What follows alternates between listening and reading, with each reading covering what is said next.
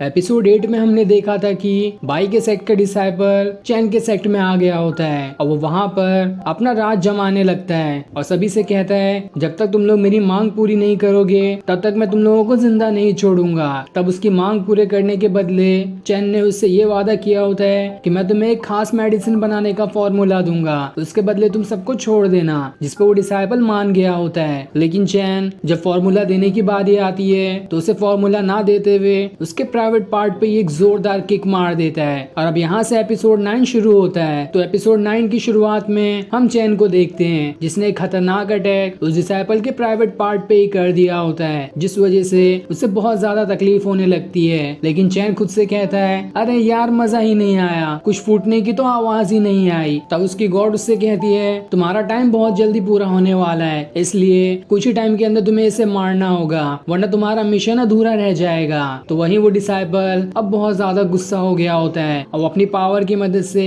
वहाँ पर अपने स्पिरिट बर्ड को ले आता है, जिनकी मदद से वो चैन के ऊपर अटैक कर देता है। लेकिन चैन भी अपना शील्ड बनाते हुए उसके अटैक से बच जाता है और फिर उन्हें स्पिरिट बर्ड को मारते हुए उन्हें वहीं पे खत्म कर देता है। तब ये देखकर वो डिसाइपल अपनी स्वॉर्ड निकाल लेता है और उसकी मदद से चैन के ऊपर अटैक कर रहा होता है, जहाँ वो उससे कहता है कभी तुमने स्पिरिचुअल वेपन देखा है, देखो मेरे पास स्पिरिचुअल वेपन वाली स्वॉर्ड है। तब ये सुनकर चैन भी अपनी डबल स्वॉर्ड निकाल लेता है जिसमें से फायर्स निकल रही थी और वो स्वॉर्ड को लेकर उस डिसाइपल से लड़ने के लिए तैयार हो जाता है। और फिर अब देखते ही देखते दोनों के बीच काफी जबरदस्त फाइट शुरू हो जाती है। दोनों लगातार एक दूसरे के ऊपर अटैक किए जा रहे होते हैं, लेकिन किसी का भी एक दूसरे के ऊपर अटैक नहीं लगता। पर इस फाइट में कहीं ना कहीं चैन ज्यादा पावरफुल दिखाई दे रहा था। ये देखकर उस डिसाइपल को बहुत ज्यादा गुस्सा आ जाता है, इसलिए अब वो अपनी स्पिरिचुअल पावर्स को एक्टिवेट करना शुरू कर देता है और उसकी मदद से एक बहुत ही खतरनाक अटैक चैन पे कर देता है। पर वो उस अटैक से बच जाता है, जिसके बाद वो दोनों दोबारा से लड़ना शुरू कर देते हैं। लेकिन तब चैन खुद से कहता है बहुत हो गया, अब सीरियस होने का टाइम आ चुका है। जिसके बाद वो पूरे गुस्से के साथ उस डिसाइपल से लड़ना शुरू कर देता है और उसे मार मार कर वहाँ से दूर फेंक रहा होता है। लेकिन अब सैंड आर में भी बहुत कम रेत बची थी, इसलिए चैन अपनी स्वॉर्ड लिए सीधा उस डिसाइपल के पास चले जाता है और अपनी दोनों स्वॉर्ड को वहाँ से घूमते हुए उसकी स्वॉर्ड के ऊपर मार रहा होता है, जिस वजह से उस डिसाइपल की स्वॉर्ड वहीं पे चकनाचूर हो जाती है। लेकिन चैन जब उसके ऊपर अटैक करने वाला होता है तो वो डिसाइपल वहाँ पर अपनी शील्ड बना लेता है, जो शील्ड उस डिसाइपल के पास रखे एक जेड की वजह से बनी थी। चैन जितना भी उसके ऊपर अटैक करता उसका एक भी अटैक उस डिसाइपल को नहीं लगता है और फिर वो डिसाइपल मौका देखकर बहुत ही खतरनाक वाला अटैक चैन पे कर देता है, जिस वजह से चैन वहाँ से बहुत दूर जाकर गिरता है। ये देखकर चैन उसके पास आती है और उसे संभालने लगती है। लेकिन तब वो डिसाइपल उससे कहता है एक कमजोर इंसान के लिए इतनी ज्यादा फीलिंग तुम्हें शोभा नहीं देती। तब ये सुनकर चैन उसके ऊपर अपनी चाबुक से अटैक करती है, लेकिन वो उसके चाबुक को पकड़ लेता है और फिर उसे अपने तरफ करते हुए कहता है चलो आज मैं तुम्हें बहुत अच्छा शो दिखाता हूँ, मैं तुम्हारे सामने ही इस चैन को खत्म कर दूंगा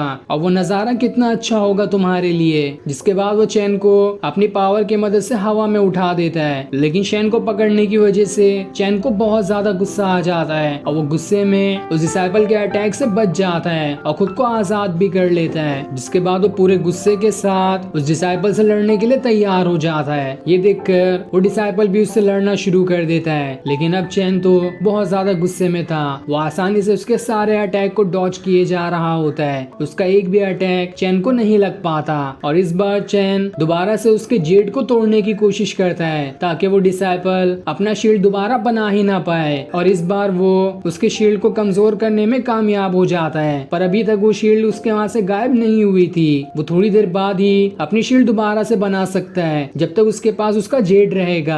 तब ये देखकर चैन अपनी स्वॉर्ड को फेंकते हुए उस डिसाइपल की तरफ ही कर देता है और वो स्वॉर्ड ऐसा लगती है उस जेड में कि वो जेड वहाँ से चकनाचूर हो जाता है। साथ ही सैंड आर में बिल्कुल कम रेत बची थी और अब कुछ ही सेकंड बाकी होते हैं उस डिसाइपल को मारने के लिए। तब चैन अपनी दोनों स्वॉर्ड को पकड़ते हुए 13 स्वॉर्ड स्लैश अटैक का इस्तेमाल करता है और जैसे वो उस अटैक को एक्टिवेट करता है वो एक सेकंड के अंदर पूरे 13 अटैक उस डिसाइपल पे कर देता है, जिस वजह से वो रेत के खत्म होने से पहले ही वो डिसाइपल वहीं पर मारा जाता है। इस तरह से चैन का ये मिशन भी पूरा हो चुका था, लेकिन उसके मरते ही वहाँ पर बाई आ जाती है। ये देखकर चैन उससे कहता है तुम्हारा कपड़ा भी पीला है और इस डिसाइपल का कपड़ा भी पीला है, इसका मतलब तुम दोनों एक ही सेक्ट से थे, इसलिए अब मैं तुम्हें नहीं छोड़ूंगा। जिसके बाद वो उसके उसके ऊपर अटैक करने वाला होता है, लेकिन तभी उस डिसाइपल की बॉडी में से कोई चीज निकल कर चैन के अंदर चली जाती है। ये देखकर चैन घबरा जाता है कि अरे ये क्या चीज था मेरे अंदर जो घुस गया। तभी वहाँ पर शैन भी आ जाती है, जो चैन को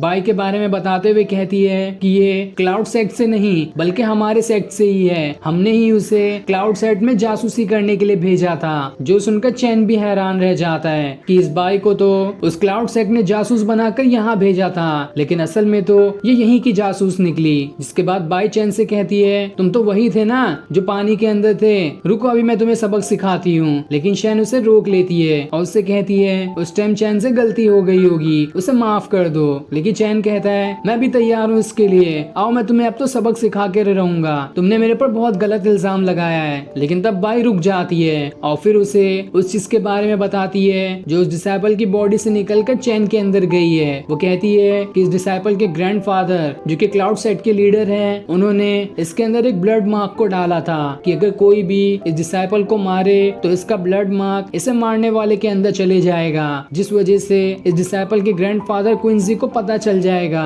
कि किसने उनके पोते को मारा है और इस तरह से वो आसानी से अपने पोते के हत्यारे का बदला ले सकते हैं। ये सुनकर शैन हैरान रह जाती है कि अरे ये कैसे हो गया, अब तो चैन काफी बड़ी मुसीबत में फंस चुका है, इसका ग्रैंडफादर अब यहाँ पर आकर चैन के पीछे पड़ जाएगा। तब बाई उसे कहती है अगर चैन यहाँ से चला जाए तो हो सकता है कि वो क्विंसी से बच जाए, लेकिन अगर वो यहाँ से नहीं गया तो क्विंसी अपने पोते का बदला लेने के लिए बहुत ही जल्द इसे ढूंढते हुए यहाँ तक के आ जाएगा, और वो एक बार यहाँ पर आ गया तो बहुत बड़ी तबाही हो सकती है और उसका मुकाबला करना तो चैन के लिए बिल्कुल ना के बराबर है, क्योंकि वो पूरे क्लाउड सेट का सबसे पावरफुल मास्टर है। लेकिन चैन कहता है आने दो किसको भी, मैं सबको 13 के बजाय 100 टुकड़ों में काट दूंगा। लेकिन बाई उससे कहती है उसे काटने के लिए तुम जिंदा बचोगे तब ना, मैं तुम्हें अभी सबक सिखाती हूँ जो तुम उस टाइम पानी में आ गए थे। जिसके बाद वो उसे मारना शुरू कर देती है। तो वहीं उसका बदमाश खरगोश वहाँ पर एक बहुत बड़ा पत्थर लेकर आ जाता है ताकि बाई उस पत्थर को उठाकर चैन के मुंह पर मार दे, जिससे चैन वहीं पे मारा जाएगा। लेकिन चैन बाई को समझाते हुए